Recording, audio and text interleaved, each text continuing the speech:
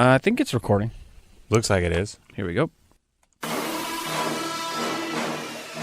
You're listening to Nearly Informed. What's up? My name is Brad, and it's 2019, baby. The government is shut the F down. Shut it down. That's Brian, by the way. That's how we're starting this year. That's what we're doing. We're done. It's an apocalypse. It's zombies. The government is packed up. Hit the sirens. We're here, though. It's funny, I was traveling back from Atlanta, and I was wrong about this. I thought TSA was like an outside contracted entity. Definitely not. No. But the reason I thought so is because I've flown through airports in this country where they didn't have TSA. They had Securitas. That Right, was in Hawaii. They have Securitas. And I was always very nervous when I was going through an airport with Securitas because when I was in graduate school, the large woman that was the security guard for the building I worked in was from Securitas, and I don't think she ever looked up from her phone once when I walked by. So I was like, well, how good can they be? But I just found out today that TSA agents are calling in sick because they're not getting paid. And they're like, I'm not doing that. Why would you go to work? I mean, no one in TSA is doing it for the love of the game, right? We can just all sit here and say that's accepted, right? I did see the most amazing TSA experience I've ever seen in my entire life when coming back from Seattle.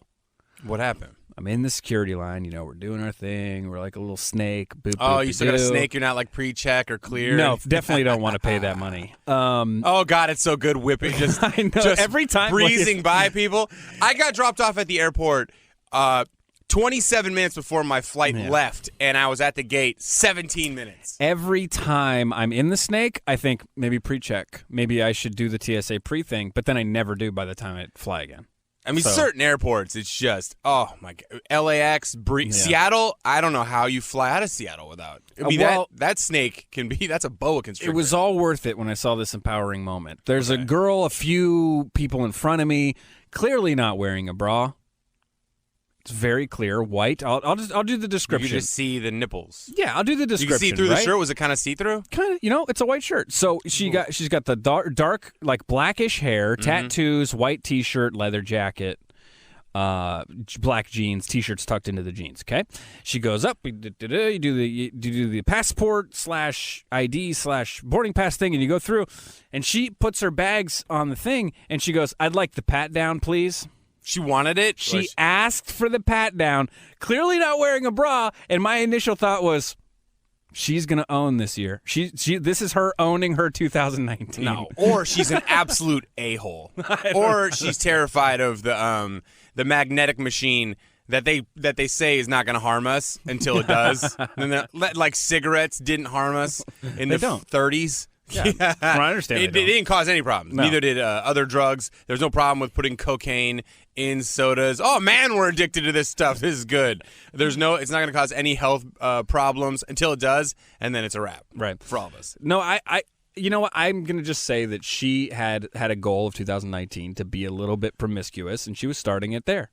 But were they could you tell if they were natural breasts, or was she just like, I paid for these, and I'm never putting them away? They were, and she wanted that female TSA agent to know it too. She got up in there? Did you well, want you have to. Like how much?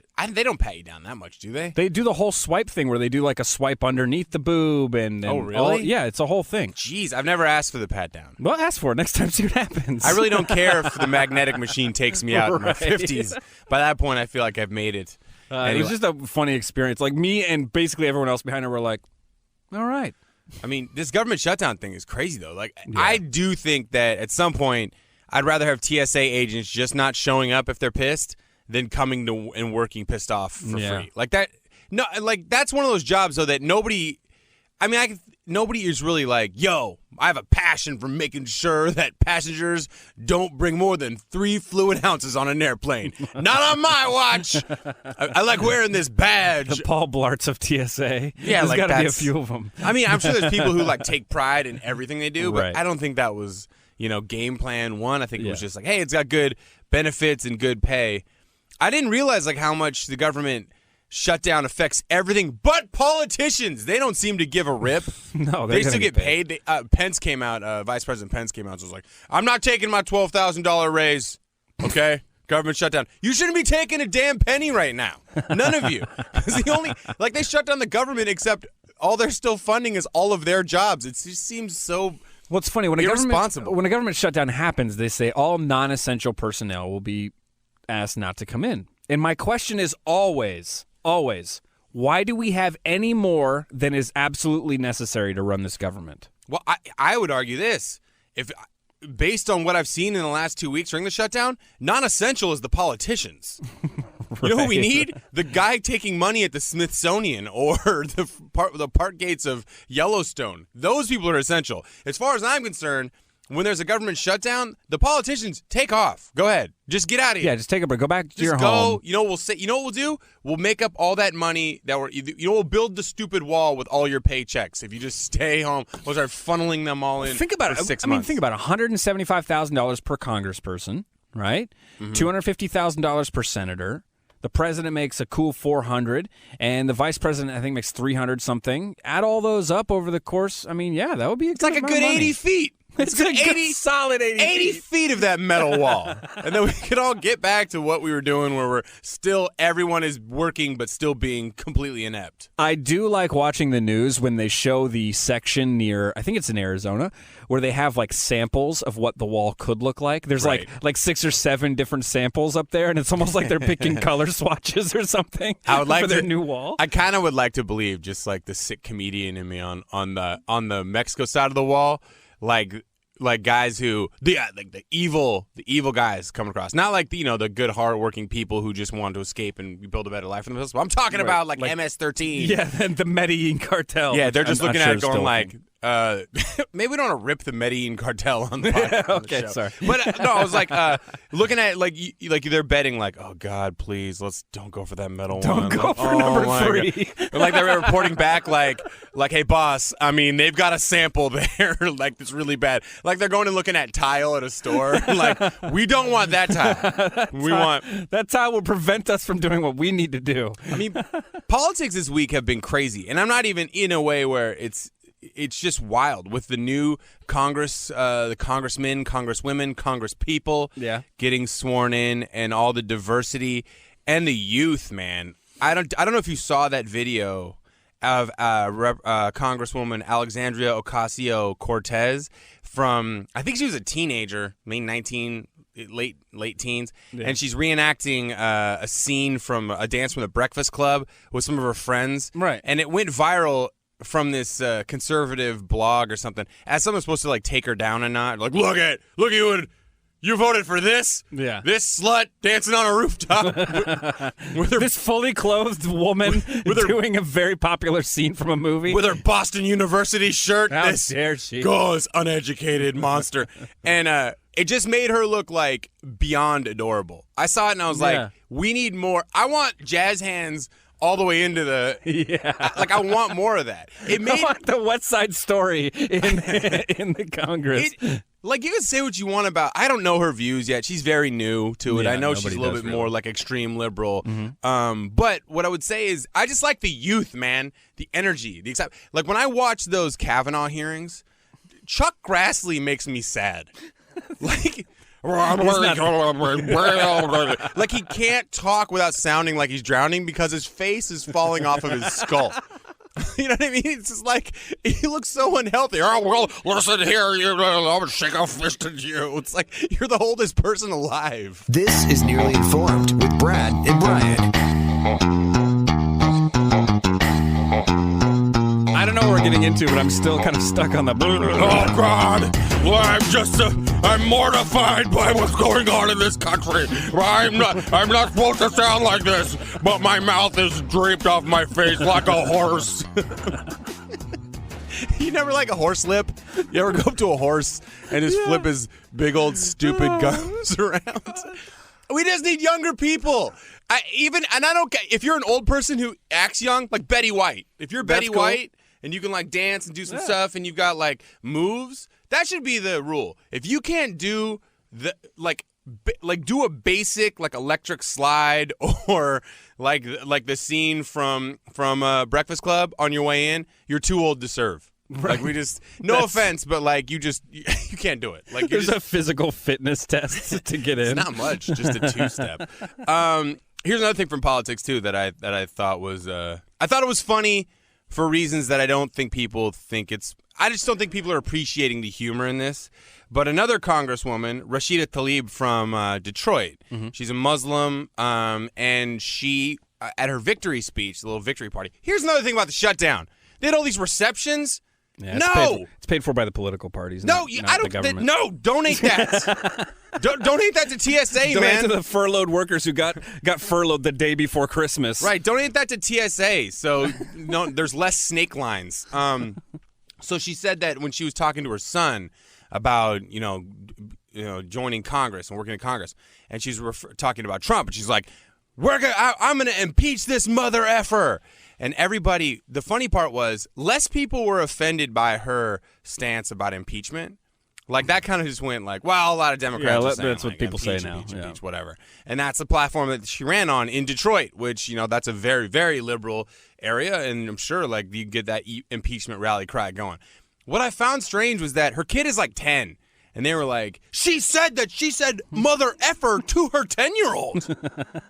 And I was like, man, if you're offended by the idea of a 10-year-old hearing mother effer, one, you're lying. You've said things in your car while driving that your kids have heard. Two, your kids must not have the internet, because if you think mother effer is like saying it is wrong, they're finding videos titled that. Yes. About it's fully spelled out and everything. Yep, and they're like, come check out this mother effer. This mother gets effed. Right?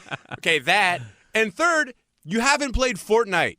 Because if you play Fortnite, you realize, like, I wish some of the kids that I played Fortnite against called me only mother effer. Because it gets so much worse. You've been playing that recently, right? You started to try to play this game? Well, yeah. Where do you play it? On the computer? Right now I'm playing on my phone, and my godson makes fun of me because he's... I sound like I'm an old man. What do you play it on the computer? Do you do it on a Simon Says? Speak and spell. Was that a PlayStation or Xbox? I said a Palm Pilot. You played your Palm Pilot. I miss you, Palm Pilot. I know, right? When you had the stylus. Yeah. Mm-hmm. Remember, one person I hated with the Palm Pilot was my dad, because my dad used to say, not like I just hated my dad. Right, no, I get it. But I hated his, he would correct me every time I'd say the Palm Pilot pen. He'd be like, it's the stylus. Like, it's the damn pen, man. And it doesn't even work anyway. Right. It's like the worst thing ever. Writing on those things was terrible, too. Oh, it's useless. So I play on my phone, and they make fun of me because I can't move very quickly, and I can't really, I can't chop. Like, I just end up, like, shooting the sky. Basically, I just try to hide from them the whole time, everybody. From these terrorist 13-year-olds? Terrorist mother effers. And also, you can get balloons and fly above the land, and they get mad at me. They're like, hey, why are you hiding from everybody? And I'm like, hey, guys, I'm letting y'all kill each other, and then I just drop down at in sixth place out of 100. Right. So my scores are dope. And, so they're just crushing me on this thing. Just absolutely crushing me, making fun of me. Like, the things you hear kids say to each other. Like, I almost, like, one time I took my headphones off. I was like, I can't do this, man. And I'm like, and I can't tell if it's my godson talking, trashing me, or what. It's just obnoxious. This goes to my vacation, actually. Let me just paint this picture for you. We were staying in my in-laws' basement. That sounds like a hoot. Yeah. On a pull-out couch. Whoa, even better. That had some bars kind of in the wrong places. They're always in the wrong Yeah. place. Because the bars, it must be the structural integrity of when you're sitting on it, but there's that one bar that goes through the dead middle of your back. Yep, that's the one. And so we're laying there and we're trying to sleep. Also living in the basement is my nephews-in-law, 2 of them. Wait, how big is this basement? Is it got separate rooms, or you? Yeah, they have separate rooms. So you guys weren't like they were just built a couple months ago. You guys weren't like on Charlie and the Chocolate Factory when all the grandparents are in the same bed for no reason. Nah, but it's like the two. Yeah, but which no one ever explains. Why are all four grandparents for some in reason? bed, That's poverty, foot to foot, and then they never get out. Yeah, no. So they built makeshift really rooms, right? I mean, you can hear everything, right? And one of my nephews stays up till 4 o'clock in the morning yelling obscenities into his damn computer on Fortnite or whatever he's playing, and I couldn't sleep the entire effing time I was in Seattle. I'm just laying there till 4 a.m. while he's so yelling obscenities. Can't you just at say, these other go children. tell him to shut it? Of course I can. And I did. And it then doesn't work. He's like, whatever. Yeah, he's like 13. Well, don't you hate it when like, and this happened actually on the trip. I went out to Eastern Georgia with my girlfriend. We went out to her sister's cabin. They call it a cabin, but it's like a house. And they're It's based like a house that happens to have wood on the outside. It's like a lodge. It looks like a log cabin. It was really beautiful, man. It was awesome. But we got there, and there were a couple families staying who were employees of my girlfriend's brother-in-law, right? So we didn't know them, and they were supposed to leave the day we got there. And then we showed up, and they had one kid.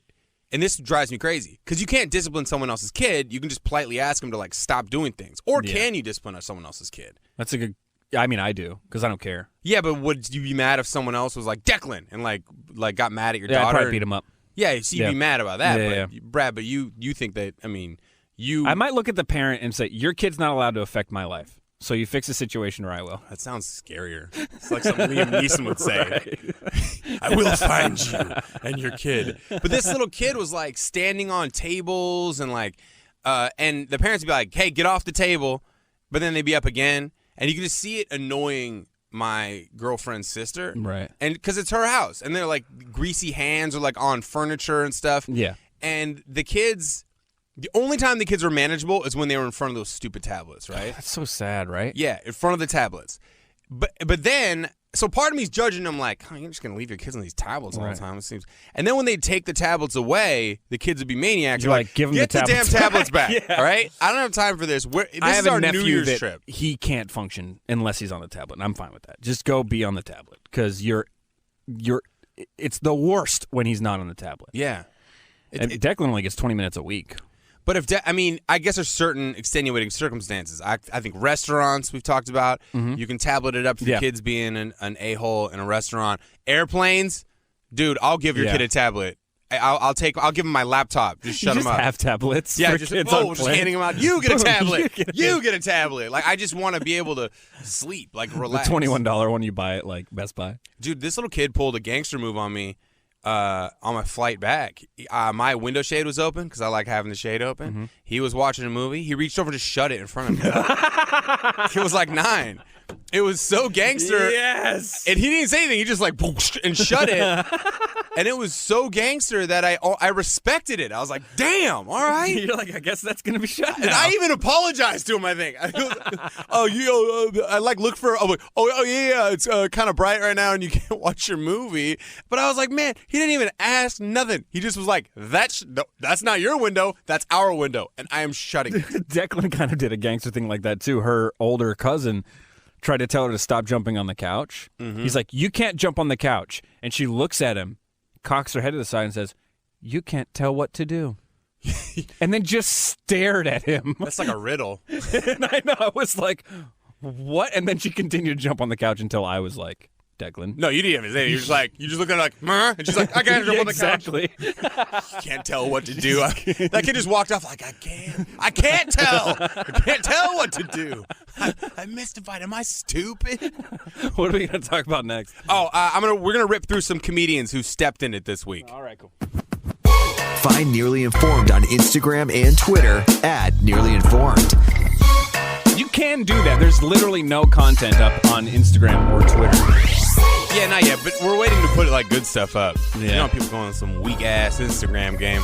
Do you think what we should do is maybe we should just share content about Nearly Informed from us onto those pages for a while? Yeah, that's probably a good a good idea. idea. Like just kind of, hey, these are the people, and That's one less employee. that's a good point.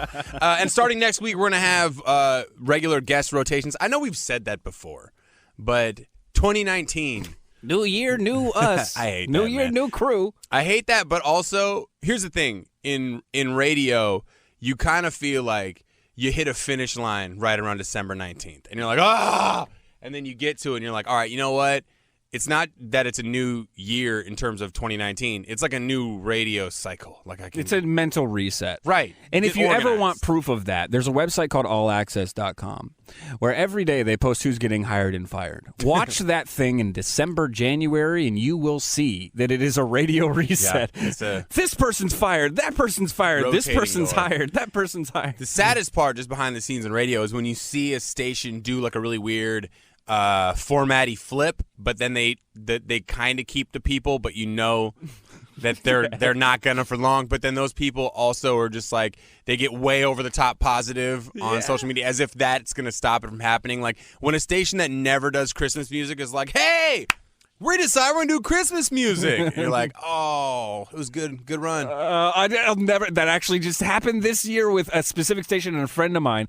His top 40 station started playing Christmas music. What did he start looking for a job immediately? No, that's the thing. He was like, people were like, what's with all the Christmas music? He's like, don't worry, we're coming back at you with a brand new morning show in January. And then like the next day, they were like a new station. Now we're 875 the sound or whatever. But what happened to Allie and Becky? Yeah. Guess what? You won't remember them. It's fine. So let's talk about some comedians towards the end of the year here that stepped in it a little bit. Let's see. Well, the newest one is Kevin Hart. But did he step in it or not? Or does he just not know how to actually apologize? I have a theory. He went on Ellen. He was supposed to host the Oscars, and then some homophobic, just bad joke structure and awful homophobic tweets of his from 2010 surfaced and caused kind of a backlash. And then the way he addressed it immediately was kind of putting on other people like, hey, those are old. I didn't mean to offend anybody. I'm sorry those words hurt you, but not actually apologizing for those being his viewpoint at Which that is point the in thing time. that happens in a relationship too. I'm sorry you were hurt by that. Right. Not I'm sorry. Sure. I'm sorry you were hurt. He pulled that game, which is a little weak. Well, I think his initial gut reaction was to respond like a comedian would, stubborn, where you're like, I'm not apologizing for jokes. Man, jokes are jokes. I'm This not is gonna... sacred. But my opinion on that whole thing was you can either be a comedian or you got to sell out and be corporate when it comes to this specific instance. And you can't walk the fine line, because if you half-ass apologize, comedy purists are going to say like, oh, you baby, you sold out. And then if you go full corporate, they're going to be like, you baby, you sold out. But if you walk that middle line, corporate's going to be like, that wasn't enough. Sorry, we can't hire you. Yeah, and you're still going to get the backlash from the comedy Right. side, so you're just done. So he went on Ellen, and basically Ellen and him hashed it out. Ellen loves him. I think Kevin Hart's funny. I like Kevin Hart. I think that he's made the point that he's changed over 10 years. I think 10 years people can change their viewpoint. He said that he's had time to think about it, and he's like he apologizes. Still kind of dances around like, I'm sorry you hurt. The words hurt you. But then he kind of like skirted it by saying people did this on purpose to attack him, which is like, yeah, man, people will find your tweets. Everything. We've talked about this before with athletes who do stuff, who tweeted dumb stuff when they were 15. Now Kevin Hart was 30. Granted, he is like you can mature a lot from 30 to 40. I have. You haven't even hit 30 yet. I mean, your I'm insights, 31. your perspective of this. This year's been great. A lot And of then movement. Ellen kind of said like, hey, I want you to host. I know you're a good person. And my thing was, it has nothing to do with whether Kevin Hart's a good person or a bad person or he's homophobic. I don't know if he is or not. I know what he said. But what I would say is I can't stand people who's like Ellen said, well, it's a good thing to have the conversation about homophobia. Well, then, Ellen, let's have it. Because right now, all you're doing is letting Kevin Hart say, yeah, I'm sorry that those words hurt, though that's not me anymore. I'm a different guy. I've matured. Yeah, that really all may be true. More of the same that he's already said. Exactly. That all may be true, and I believe that it is true. But if we're going to educate people, well, then, Kevin, what have you done to learn why? Why a joke about what you do to your son if he's gay? Why would that joke hurt somebody? Like, and that joke still exists in print form on Twitter because Dummy didn't delete it the first time he got in trouble. So it's still out there, but why? Educate yourself and other comedians as to why, when you have that much influence and people look up to you, why that joke could be devastating to somebody. Yeah, the fact that the tweets aren't deleted says one of two things to me. One, he was being a comedian. I'm not going to delete that. It's a joke. Ego. Or it's all kind of a game. The whole thing might be a game because he's already apologized the first time he got in trouble for this. When? Like he's been in trouble a few or something like that. No, he was in trouble for it every time there's been like a movie junket. He's been asked about some homophobic things he said, both on stage and in print form on Twitter. Here's the thing. I've heard that theory that there's just a big ploy. And I don't think it's his game. You think it's the Grammys? I think it's the Oscars game. Yeah. I think there's no way the Oscars didn't know they existed, right? He's been asked about it a million times. Sure. It's been a thing, right? There's no way they didn't know. There's no way they didn't see his original apology. I think this is an Oscars game because award shows are garbage. Nobody watches them. So they said, we're going to be the one that wins it this year. You know what? I wouldn't put that past people at the Oscars saying, well, this isn't bad controversy for us. But then Kevin Hart just stepped down. So they're like, well, that's not exactly what we're hoping. We're hoping you just kind of apologize. Here's the problem. Kevin Hart is very funny. He's really good at Kevin Hart comedy, which is like, could be self-deprecating, can be like silly, can be a little bit, adult in content. But he's not good at deconstructing social commentary and things, which is why he's not even equipped to really address. I don't think he actually really kind of comprehends why those words can be hurtful to somebody who's young, from the LGBT community, or old, but people who are in vulnerable populations. I don't think he's the comedian who has the intellectual prowess to go after those topics, make them funny, disarm the elephant in the room during the Oscars, and move forward where everyone's in a good, happy place. Dave Chappelle, different story. Yeah. He attacks that, makes fun of it, we all laugh, move forward with the thing. But Dave and Kevin are different comics. Well, it's clear that Kevin doesn't have that ability because if he did, he would have, A, already done it. Mm-hmm. B, he wouldn't have said, I'm sorry those words hurt you. He would have said, I understand how those words hurt you. He would have gone back and made fun of his dumb, this isn't even a good joke. That dumb guy on stage wondering about, he hasn't even addressed the fact that he basically tweets about the things that he would do if his son were gay. And it's like, oh, buddy, that is an awful, awful thing to say. And you don't even, you can't even go after, you can't make an attempt to try to make fun of the meathead dummy who was saying that back then. Well, it's funny because when I was younger and I was always anti-marriage, anti-kids, and I wouldn't say that I'm not that now, but well, I'm too late. But I would always say, you know what I'm going to do? When you have a cat and you spray a cat with water when it's doing something bad, I'm going to do that, but with bleach. If I have a kid, if they do something bad, they're getting sprayed in the face with bleach. I thought you were going to do that. I thought you were going for an analogy no, if you were saying, if I had a kid who was gay, I'd go rub his face in it. You like wieners? I'm going to go rub your face in one. Let's go find one. See how you like that. Oh, God. Wait a second. No, but I used to say that. Right. I have a kid now, and I've never sprayed her with bleach. So there's a world in which you can make an evolution, and clearly he's not.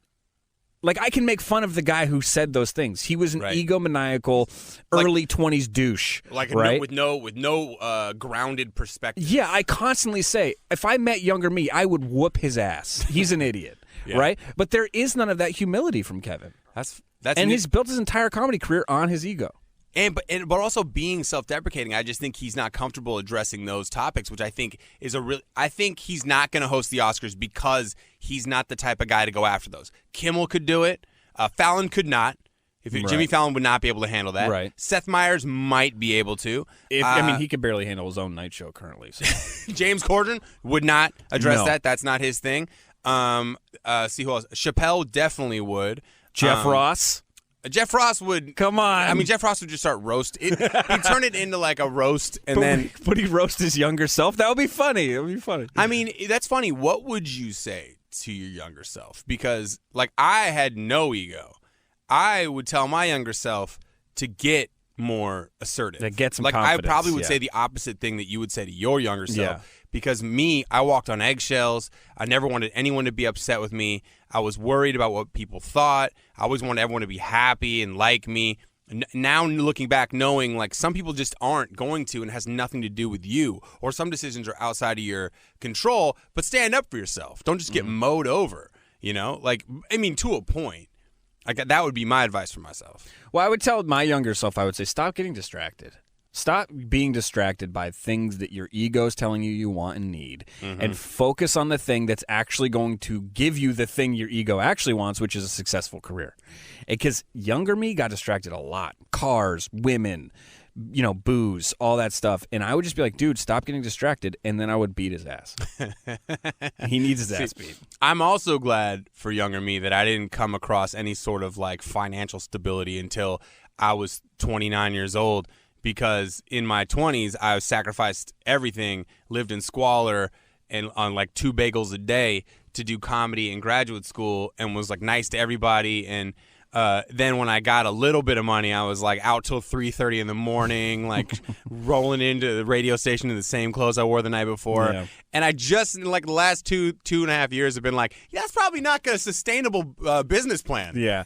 I had the problem of having more money than I thought I needed, but less money than the way I was spending it. So I'm like, let's say you're like, oh, it's a dream to make $50,000. And then I would make $50,000, but I would spend it like it was $150. Right. And so, and then you have a nice car, and then a bankruptcy at 21. Hey, man. I mean, at least you. Well, I don't know if you've learned a whole lot. Still paying for that one. Still paying. Pad's like, I've learned a lot, and I'm also getting my pilot's certification again. Whatever.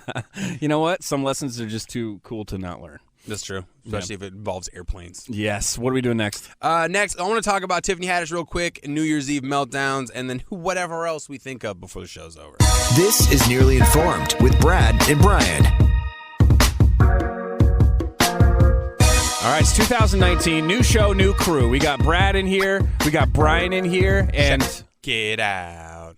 We're gonna have comedians. We'll have more guests Not and stuff. We'll have the idea would be to have the same just panel of people rotating in, so you get to know them. And I don't want to do a show where we just interview people. I really don't care anymore. No, we're not going to Especially interview comedians. anybody. Comedians, like I can't stand the same. I really don't. I believe that comedians are funny, but I believe that after a while, like I'm just hearing their act, and they're kind of like they're just wildly uninteresting. Unless they're going to tell you, unless you meet some comics who have made it and they're running around like like for example, one of the only fun story I have from like hanging out with rich people is when Courtney Cook, Dane Cook's little sister, was a friend of mine. She invited us to Dane Cook's house for a $17 million place. Yeah. And I brought these two girls who were dental hygienists who don't give a rat's ass about Dane Cook or offending him. All right. And they were walking around the party just doing that game where you just hit beer bottles on the top of something and beer sprays everywhere. I thought it was so funny. Until we got kicked out of Dane Cook's party. But I don't want to hear about how you started comedy. I mean, those shows are done. But we just want people that you get to know and then they just hang out. Well, that's how you, like, I never really understood, like, a straight-up interview of a comedian. Like, just have them come in, have them be funny in the moment, and then people will like them. Or they won't. Either way, it's good for them. If that's their thing. I do know there's some comics who just, like... And likewise, there's some radio folks who don't want to improvise with you. I know some old school radio shows, they want you to submit your list of like, set up punch topics. Let's really sell those tickets at Crackers Comedy Club tonight. Hey, the funnier you are, the more it sells. Oh, man. I've been on those Midwest shows numerous times. Comedian Tiffany Haddish. She's had a meteoric rise to fame. It's kind of parallel to Kevin Hart's, like in a sense where she's been a very solid comedian in Los Angeles, in the club scene, really funny. She's got kind of like a big personality. She's unabashedly hood, is what she says. And she's been in now a movie, Girls Trip. Like she's in two movies on the Delta flight I was on right now, where you're like Girls Trip and some other one that I was like, I've never heard of this one. But wow, big year. And the movie with Kevin Hart, Night School, which I'm boycotting, officially boycotting, and I encourage all of you to boycott it as well. Let's really put a dent in their pockets. Yeah. Nothing, not about Tiffany. Maybe not about Kevin. I don't know how much he's into casting. But they had my brother come in for like 9 different auditions, and they kept having him like hold a block of time, putting him on hold for a role, and then they never used him. Oh, and that's he was, frustrating. Yeah, and he was so frustrated, and they kept having him cut his hair in different ways and to be different roles in the movie. And now I just can't watch it because I'll be like, was that one of them? Every white dude, you're like, that's definitely, my brother should be saying that. Is that it? I told Pat, I was like, dude, you should drop, like at the time I was on a syndicated show in Atlanta. I was like, dude, you should drop that I'm on a show. Like, you're just doing a one-day role. Like, well, we could actually promote the movie. Right. But now, you know what? I'm going to anti-promote the movie. Yeah. Do not. And they're going to feel that nearly informed dent in their numbers. We're so huge. I know, it's monstrous. I don't think Tiffany Haddish is funny, but I mean, to each their own. Comedy is not like it's like if you just said, do you like music? Yeah, exactly. I find some of the things she's done funny. I just am not going to have the debate about whether or not she's funny. Yeah. Because she's got a I'm just not a statistical fan. base. Yeah, which is fine. Yeah. I've got a statistical base based on like her touring and all that to say that she is funny. Now she's newer. When she kind of blew up on movies, Cat Williams, who I love Cat Williams ripping anybody for like how they conduct themselves, because that dude's a maniac. Like he's tried to fight the crowd halfway through a show. I think he had a pistol on him one time in a show. Like he's been arrested. Like his stories are better than his comedy. oh my half god, the time. He got arrested so many times on the Burt Show in Atlanta, the show that I was on. We used to do this celebrity incarceration draft where if someone got arrested, we'd have to guess the next celebrity to see who we guess who's getting arrested. He got arrested so many times, we had to take him out. We disqualified Cat Williams because it was like every other week. Cat Williams is like he got arrested across the street from my apartment at the Atlanta Fish Market because he wanted to buy like king salmon for his Rottweiler, but he wanted him to cook it, and he wanted to feed the dog outside while he was eating. And they were like, you can't just tie up a Rottweiler. We're not going to bring out. And he ended up getting in a fight with like the chef, and cops came, and the rest of it was ridiculous. I mean, I don't think it's that ridiculous. My dog's chained up outside. I'd like to give him some food. Could you cook up some salmon for him? That's $50,000 Brad from 10 years ago. Who just like doesn't understand that taxes take a chunk out of that or anything. So Tiffany Haddish was performing in Miami. Now she's hit that level where she's selling out arenas. Yeah. And monster She's huge. theaters. She's huge. And performing in those venues is a lot different. Her energy and her style is a club comic. Yeah. She's a club comic. Like, she can really fill up a room wall to wall with energy and with relatability. A lot of that gets lost in a bigger room. Well, because the idea, right, is that you start in the club and then a little bit bigger and a little bit bigger, a little bit bigger, a little bit bigger, and then stadium. But she went from club to stadium. Well, you learn what works in a big room and Yeah. what doesn't. Like, I played for a while, I opened for Amy Schumer a bunch of times, and like I did a 5,000-seat venue in San Diego, and I remember that some jokes, the way you can't be as rapid fire Right. in an arena, in like a big room, because it takes a second for that joke to resonate back to the room to the front of the room. Right. It's like a wave of laughs comes to you. So when you first tell, you're like, oh my god, that didn't, and then it's like, wow. You're like, Yeah, okay, now it that's works. interesting. Yeah. Yeah, it's weird. Yeah. But it takes time for you to realize like some things work in a theater better, some things work in a club, right? You just gotta slow down your pacing in a theater. So she said that she had basically been working all but 28 days this year, pretty much. All over the world, Atlanta, shooting movies. Yeah, she said she slept in her own bed 28 days in an 28 entire year. Yeah, I think she's living out of a hotel in That's Atlanta. crazy. So what happened was that she was playing a huge venue in Miami. She had been partying all night in Miami. Going in the night before early in Miami is probably not a good idea because that place eats you. She goes on stage. Her opener crushed it. From what I've heard from the Twitter, from Black Twitter is what like Black Twitter is a real thing. If you've never looked at it, it's its own just Twitter universe. Yeah. And the opener crushed it. Like 20 minutes, just knocked it out. She came out. She'd been drinking, so she's a little drunk. She started forgetting jokes immediately, getting booed. People start talking. People start leaving. And those venues don't have a lot of patience for that. Like, if you start eating it, and then she started drinking Ciroc on stage, you could just tell she wasn't prepared for, like, in her headspace, she wasn't prepared for that, right? And it's funny because when I watched that, I remembered a couple shows this last year that I had where, I mean, they weren't as big of venues, but I definitely didn't have my top-notch me, my A-game me, per se. You know, my brother was supposed to go with me to a couple shows in Lawrenceville, Georgia. He couldn't make it because of cancer. I had been busy, and I just kind of like, I couldn't like focus on preparing for the show. And I remember getting out there and going like, oh my God, like I really don't know what the hell I'm going to talk about. Like, what did I do last time I was here? What's new? I'm also just I'm in a weird headspace. I mean, I probably had some drinks. So I remember hearing, like, I heard her voice in that clip.